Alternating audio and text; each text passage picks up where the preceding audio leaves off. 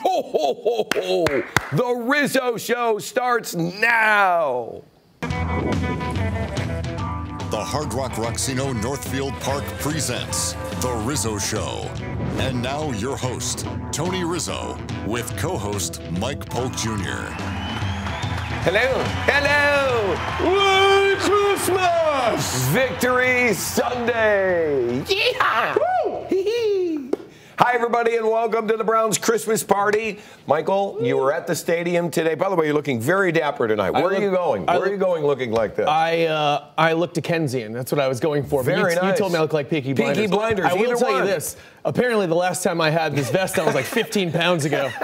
Because I am huffing like tractor trailer on a fast break right now, everybody. Michael, you were at the stadium. I was at the stadium. Shades of 1986, folks. It did feel today. good. Let me say this. If you were there, congratulations. That's what home field advantage is all about. And I thought it was a magical atmosphere. Sold out. Baker said, please come, and they showed up. Yes, we did. And that's the kind of power this kid has. They're playing loose. They're playing like they got nothing to lose. I mean, we're going for it every time on fourth down, and it's fun to watch right now. And now we have a chance to be a spoiler next week. Obviously, the playoffs are out of contention because that ridiculous scenario of everyone tying didn't work out. Right. But tomorrow or next week we got Baltimore. Yeah, and that's a playoff game. Yeah, that's a playoff game. It is, the winner, if they lose, they're out. And I'd love to see that. I'd love to spite Baltimore, Oh, even if it helps the Steelers. I hate Baltimore way more than the Steelers always have. What a game and what a look. Browns quarterback Baker Mayfield gave to former head coach Hugh Jackson after putting the game away on a pass to David Njoku.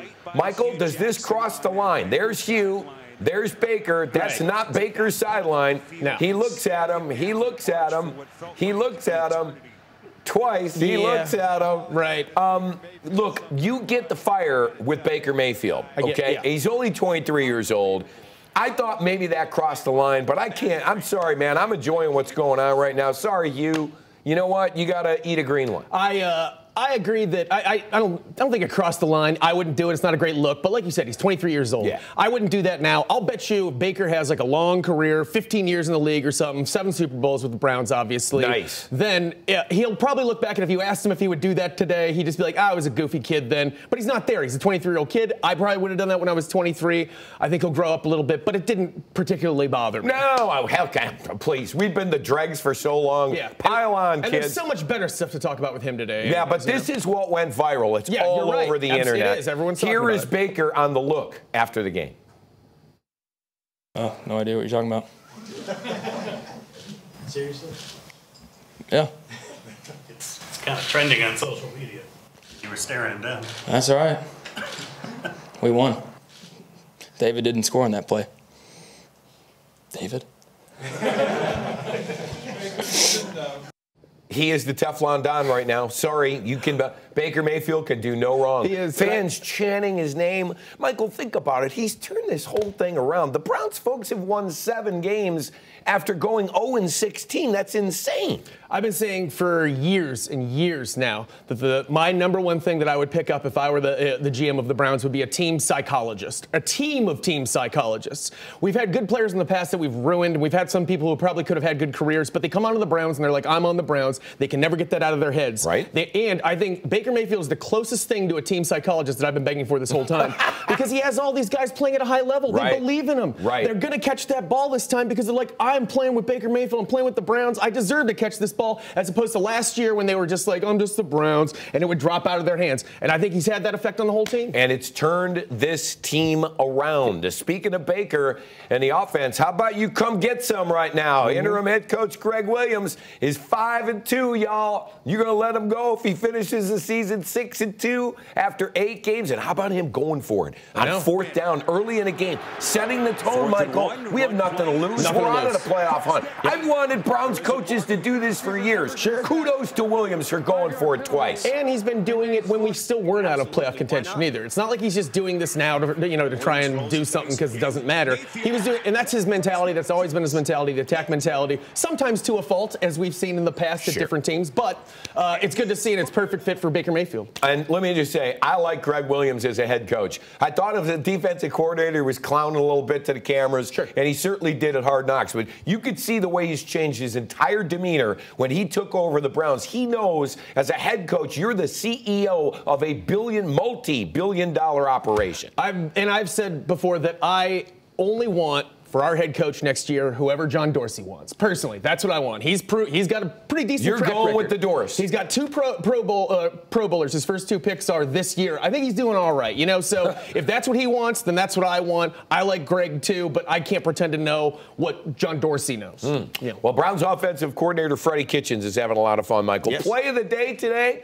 Receiver Jarvis Landry. What an arm this kid has. I had no idea he was capable of that. Watch this triple reverse into a lefty. Look at where he puts the ball on the hands over the shoulder of Brashard Perriman. That's insane. Out of our last 19 quarterbacks prior to Baker Mayfield, how many of them could have completed that pass? Zero. Cody Kessler, anyone? Brian Hoyer couldn't get it that far. Sorry, Sweets. I'm sorry, but that's true. I think the Browns are having fun, and that's it. Did you see the crowd at the end of that shot? They were going absolutely nuts. Do you remember how Jarvis Landry started slow this year? And he, you know, we counted on him to 1,000,000 catches and stuff like that. And he was always good. He's consistent, never had a bad attitude. Contagious, He's having fun now. It's contagious, and Baker's hitting him with those perfect passes, and he can catch anything. All right, time for the Rizzy recap. Michael, these numbers may stun you. Please make sure you are seated. I'm ready. The Browns have 7 wins and counting. 7.5, thank you. That's 7 more than they had last year. At home, we finished 5-2-1. Yeah. You got to rename it. Yeah. People, I want you to know, people stopped me today in the stadium. They go, you tell Mike Polk he's going to rename. People mentioned that to you? The factory. I might have heard it once or twice myself. Factory of Sadness. We got to rename it. We'll do it. Give us some time, please. We got some plans. Don't worry about it. Believe me, it's lost that moniker. And then 3-1-1 in your division. Yeah, that's insane. It's into one of the best divisions in all of football. And how much would you like to be one of these teams that's in our division this year? I mean, that's in our division all the time. Watching us this year, knowing that we're not making the playoffs this year, but thinking about next year. Right. Look Don't at want us. to playoffs. If you're seeing us at the end of the year, and how happy must these other playoff teams be right now that they see that we are not going to be in the playoffs and they're going to get a chance to play Baltimore or Pittsburgh. Browns are playing very loose. And when you can play loose like that, Baker plays loose. When you play loose, you can beat anybody. Another amazing day for Baker. Shouldn't he be in the conversation for Rookie of the Year? Because I have bad news. I'm hearing from my people that Saquon Barkley is going to win for 2 reasons. Number 1, they've been on national TV way more than we have. Number 2, he plays in New York. And number 3, he's probably the best player on his team at the moment. But, Michael, I think you've got to take into account what Baker's turned around here. That means more than any numbers. And not only that, it's at the position that he's doing it at. Right. I mean, it's not easy, and nothing's easy about the NFL, but it's a lot easier to come in as a running back, as a rookie, and be productive. It's a lot harder. It's the quarterback's hardest position in football, and it's a lot harder to come in as a rookie quarterback and with this whole city's hopes on your shoulders and still do what he's doing with confidence. You know, it's kind of gone under the radar a little bit, but I kind of tell you, I've rarely seen, maybe Dan Marino way back in the day in the 80s, I've rarely seen a rookie quarterback look better than Baker Mayfield. We've been wanting to be quiet about it, honestly, because you don't want to curse it like a pitcher, you know, throwing a perfect game. But I think you're absolutely right, especially considering that he didn't have the first 3 games of the season. Well, we talk about Rookie of the Year. Michael, who is your Browns MVP? It's got to be Baker, obviously. I mean, throughout the whole season. And Myles Garrett's had a great year, obviously. Chubb's been great. You'll like my guy. Go ahead, please. Right here. This is your Browns MVP. Oh, yeah, no doubt. General Manager John Dorsey. To your point, I hope the Haslams. Now, look, the Haslams own this team, and they're going to have the final say on who the head coach is. I hope they trust him the way they trusted him with the draft, because look at what he's done. Michael, in 6 months, this guy has completely turned around the worst franchise in the history of the league. And I hope you're right, too. Obviously, more than anything, here's the problem. You're thinking like a rational, middle-class person. Rich guys think differently than we do. And this is a rich guy who said, looks like I finally figured out how to run this team by picking up John Dorsey. I'm going to be making more calls moving forward. He deserves credit, though, for hiring Dorsey. Yeah, Jimmy hired Dorsey. If you throw enough darts at the wall, eventually you're going to hit the bullseye. The guy's been hiring and firing people since he got here on a weekly basis. All right, good. I appreciate that he's here. Thank you for that, Jimmy. Now let John keep doing good work. Now, the Ravens game next Sunday will be for a playoff spot in Baltimore. Oh, man. And look who's there, Michael. It looks like look Violet who's there, Beauregard from right? Willy Wonka. That's an ugly sweater. It's a real ugly sweater. The ghost of We should Art explain Modell. this in case you've never seen this show. That is an ugly Christmas sweater superimposed onto me playing the ghost of Art Modell, who is in hell for some reason. Pretty complicated plot, really, if you think about it, for a local sports show. One of your greatest goals ever. Yeah, really. Absolutely. And I think the dancing is really spectacular. Yeah, it brings it all together. Coming up, we're going to take a look back at the Browns' ups and downs at First Energy Stadium this year. More ups than downs, right? Nice for once. We'll be right back. Stay right there.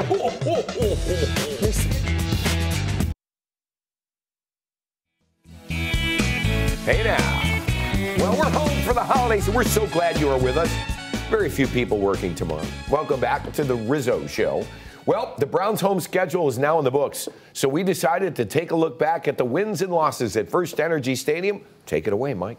Credit where credit. The Browns' kickoff weekend began in September, and it was an opener we'll all long remember. One rookie that played had a memorable day, but the other we wanted, his start was delayed. Tyrod led the team, but alas, we did tie as T.J. Watt blocked our first victory goodbye. It would be in Week 3 that the Browns returned home, when the Jets' halftime lead would be fatefully blown. Nearly 2 years had passed since our poor team had won, till a rookie at long last would get the job done. As the fridges were unlocked and fans got their beer, the winds, they were changing, the hope finally here. Week 5 at the stadium had a whole different buzz. The Browns had a new starter, and Baker it was. His first win at the helm he had just kept alive when he threw it to Willies on the game-winning drive. And like many of us, he could not bear to look, but the field goal was true, and the stadium shook.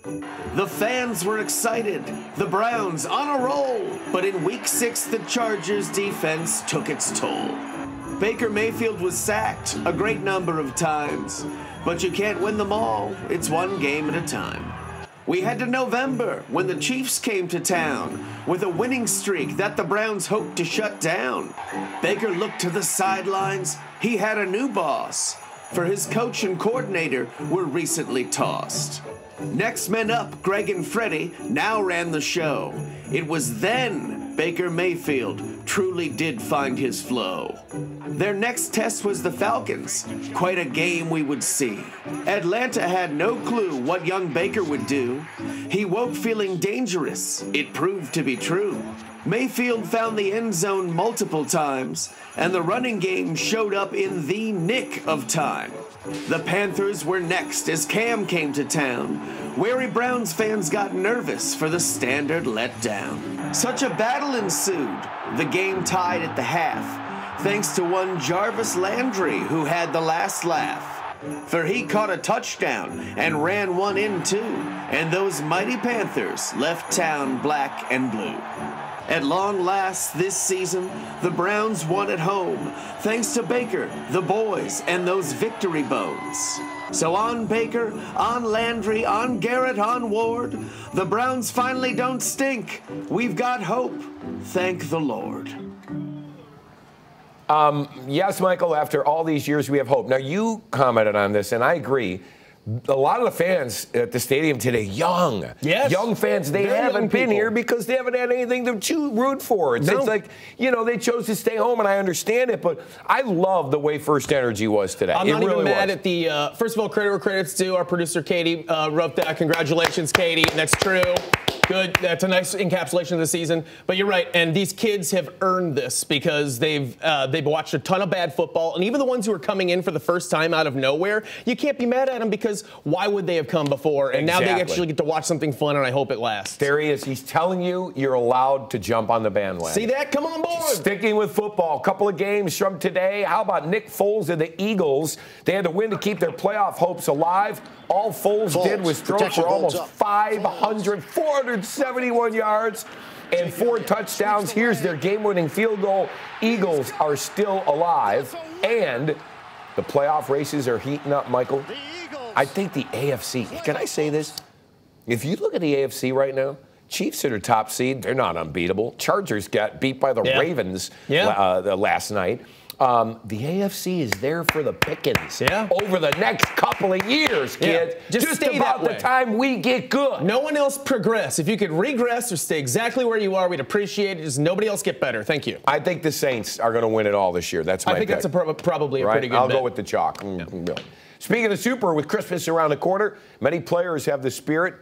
Check out. These are pregame shoes you like. That's Jarvis Landry. Holiday shoes. I don't know why they're not allowed to wear these in the game. Well, I mean, Boo on the NFL. I agree. You got to draw a line somewhere, I guess. But it would be hilarious if he had that fluff around the ankles while he was playing. And these sweet shoes, courtesy of Minnesota Vikings wideout Stephon Diggs. Home Alone, one of the greatest holiday movies of all time. Apparently, it is. Is that in your top 3? No, not even close. But it's what is your top 3? Oh, geez, It's a Wonderful Life. I would say Christmas in Connecticut's great, and Shop Around the Corner, all old school TCM ones. I like Elf. Oh, yeah, you like Elf? I love Elf. We're very different people. I really do. Yeah, I know. Elf's great. Oh, honestly, nobody could have played that. Fantastic in that. By the way, what's your size? I'm going to get you a couple pairs. By the way, Will Ferrell, that was supposed to be played by Jim Carrey, and he turned it down. Wow. Yeah. What a break for Will Ferrell. Yeah. What a nugget right there. Coming up, going, gone. I've got bad news on what the Dodgers did this week and how it affects your Cleveland Indians. Stay with us. Yeah.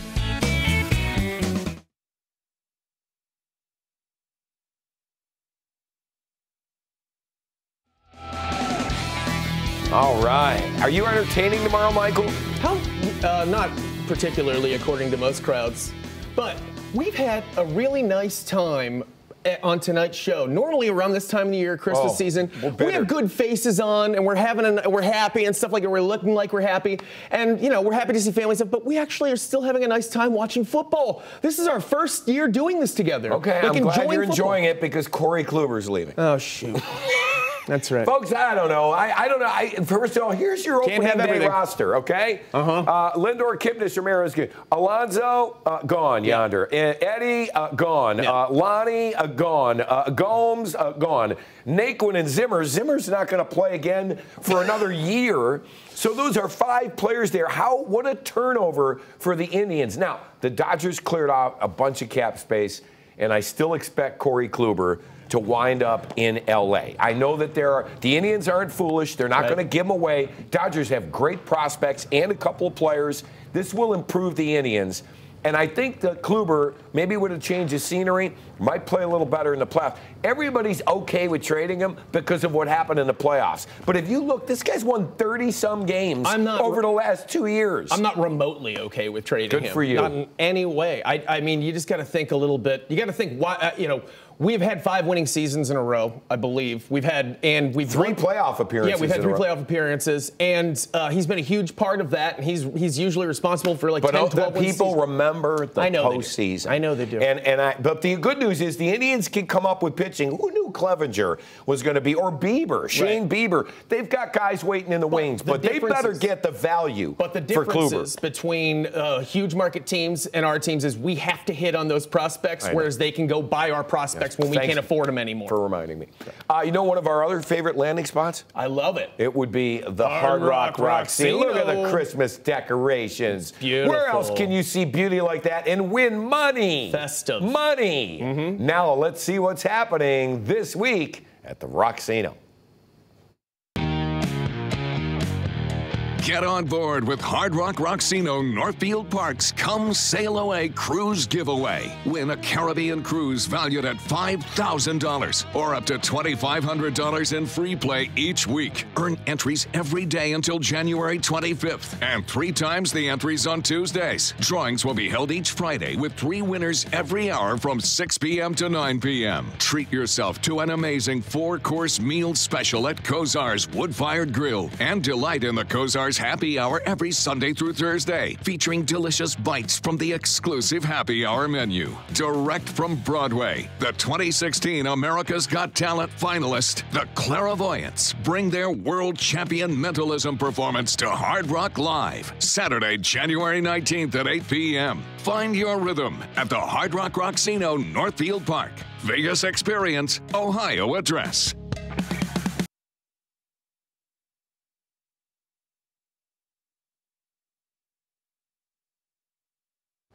Don't forget, stay tuned for Game Day Prime, followed by our good friends Big Chuck and Lil John. You'll see when it cuts away from the graphic. Coming away. Browns wrap up. Oh, look who's here to visit. Santa's here, kids. Can't believe we spent so much of the budget on this outfit. Browns wrap up their season next week as they take on the Dirty Birds in Baltimore, Michael. No. You know who's going to be watching that game. Yep. The ghost of Art Modell. So confusing. Imagine just tuning in and seeing the devil, Santa Claus, Art Modell. It's a great show. It makes this show the best. All right, plug your show. December 26th, home for the holiday show with Pickwick and Frolic. Come and see us there. All the best comics from the area and out of town, come and see you. Pickwick and Frolic, what is it? PickwickandFrolic.com. The 26th. Yes, the 26th, day after Christmas. Be there. It's a fun show, all right? God bless. Merry Christmas. Good to be alive. Good night, everybody.